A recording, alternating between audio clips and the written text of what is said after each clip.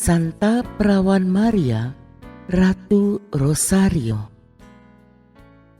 Saat itu, negara-negara Eropa diserang oleh kerajaan Ottoman, sehingga terdapat ancaman yang genting bahwa agama Kristen akan terancam punah di Eropa. Pulau Malta diserang oleh armada Turki, dan hampir setiap orang yang mempertahankan benteng tersebut mati di dalam peperangan. Pada tanggal 7 Oktober 1571 terjadi suatu pertempuran armada laut yang dahsyat di Laut Tengah dekat pantai Yunani. Tempat itu disebut Lepanto. Turki memiliki angkatan laut yang paling kuat di bawah pimpinan Halifasyah. Sebelum pertempuran ini, Turki telah menyerang semua pelabuhan Katolik di Eropa.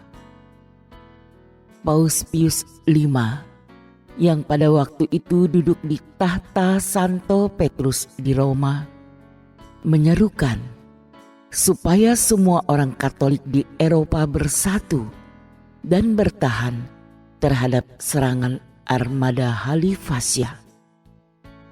Kemudian Paus menunjuk Don Juan dari Austria untuk menjadi komandan armada gabungan Eropa yang akan menghadapi armada Turki. Don Juan terkenal memiliki devosi yang kuat kepada Bunda Maria. Ketika tentara Katolik naik ke kapal untuk diberangkatkan ke medan perang, mereka masing-masing diberi rosario di tangan kanan, sementara tangan kiri mereka memegang senjata. Paus yang menyadari armada ini tidak ada artinya dibandingkan dengan armada Turki yang jumlahnya 3 kali lipat. Maka Paus meminta agar seluruh penduduk Eropa berdoa rosario. Di mana-mana orang berdoa rosario selama 24 jam terus-menerus. Sementara Paus Pius V bersama-sama dengan banyak umat beriman berdoa rosario di Basilika Santa Maria Maggiore. 7 Oktober 1571 pukul 11.30 kedua armada itu mulai bertempur dengan dahsyat, hingga baru berakhir keesokan harinya pukul 5.30 sore. Mujizat terjadi di sana. Ketika pertempuran sedang berlangsung sengit, tiba-tiba angin berubah arah sehingga menguntungkan pihak armada Katolik. Armada Turki berhasil dikalahkan. Halifasyah mati terbunuh. Sebagai ungkapan syukur, Paus Pius V lalu menetapkan 7 Oktober sebagai peringatan Santa Perawan Maria, Ratu Rosario. Paus Clemens ke-9 mengukuhkan pesta itu berlaku di seluruh gereja di dunia. Akhirnya, Paus Leo ke-13 menetapkan seluruh bulan Oktober sebagai bulan Rosario untuk menghormati Bunda Maria. Asal-usul Rosario. Karena Rosario dirangkai dari doa Yesus dan salam malaikat, yaitu Bapa kami dan salam Maria, maka tanpa ragu-ragu kita mengakui doa itu sebagai doa utama sekaligus devosi utama umat beriman. Doa itu telah dipakai berabad-abad lamanya, semenjak zaman para rasul dan murid-murid hingga saat ini. Namun pada tahun 1214, gereja menerima dan mengakuinya dalam bentuknya yang sekarang ini, serta mendaraskannya menurut metode yang kita pakai sekarang ini. Doa ini diwariskan kepada gereja oleh Santo Dominikus, pendiri Ordo para Pengkhotbah, yang menerimanya langsung dari Bunda Perawan terberkati sebagai sarana yang ampuh untuk mempertobatkan kaum bid'ah albigensia dan pendosa-pendosa lainnya. Kisah Santo Dominikus menerima rosario suci ini dapat kita temukan di dalam buku karangan Beato Alan de la Rose. Menyadari bahwa besarnya dosa-dosa umat merintangi pertobatan kaum bid'ah albigensia, Santo Dominikus mengasingkan diri ke sebuah hutan di dekat kota Toulouse. Di sana ia berdoa tak henti-hentinya selama 3 hari 3 malam. Selama itu ia tidak berbuat apa-apa selain berdoa sambil menangis dan dengan tekun mengusahakan penebusan dosa demi meredakan kemurkaan Allah yang Maha Kuasa.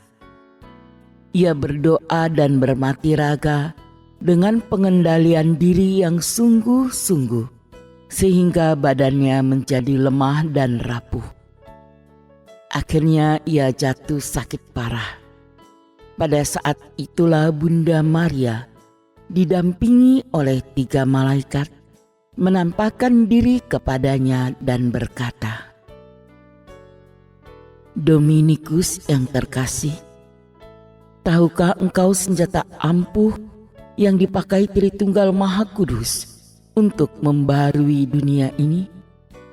Jawab Santo Dominikus, "Oh Ibu, engkau tahu senjata itu jauh melebihi saya, karena di samping putramu Yesus Kristus, engkau sudah ada selalu menjadi sarana utama keselamatan kami." Lalu Bunda Maria menjawab, "Aku mau engkau mengetahui bahwa dalam peperangan semacam ini, alat pelantak yang ampuh itu ialah salam malaikat, yang merupakan batu fondasi perjanjian baru.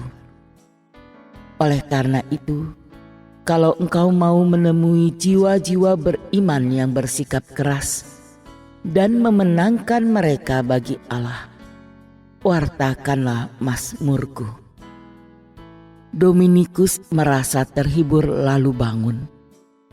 Terbakar oleh semangatnya untuk mempertobatkan orang-orang di daerah itu, ia mendirikan sebuah katedral.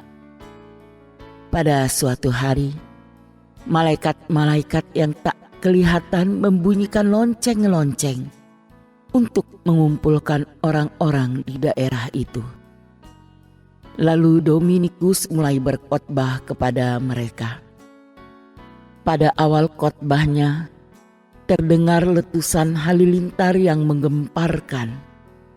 Bumi bergoncang, matahari tak bersinar, dan guntur serta halilintar menggelegar sambung menyambung, membuat semua orang ketakutan. Mereka semakin takut tak kala memandang gambar Bunda Maria mengangkat tangannya ke surga sebanyak 3 kali untuk menurunkan murka Allah atas mereka apabila mereka tidak mau bertobat, tidak mau merubah hidup mereka, dan tidak mau mencari perlindungan dari Bunda Allah yang kudus. Dengan cara ajaib ini, Tuhan bermaksud menyebarluaskan devosi baru kepada Rosario Suci dan membuatnya lebih dikenal oleh semua orang. Karena doa Dominikus, halilintar itu mulai reda berangsur-angsur, sehingga ia dapat melanjutkan khotbahnya. Dengan tegas dan mendesak, ia menjelaskan nilai dan pentingnya Rosario Suci, sehingga hampir semua orang tulus memeluknya dan berjanji untuk meninggalkan kepercayaan mereka yang salah. Pada waktu yang begitu singkat, terjadilah perubahan besar di kota itu. Umat mulai menghayati kehidupan Kristiani dan menghentikan kebiasaan-kebiasaan buruk mereka. Semoga dengan bantuan doa Bunda Maria, kita pun dapat melewati masa-masa sulit dan tetap bersatu dengan Allah dalam keadaan apapun hidup kita.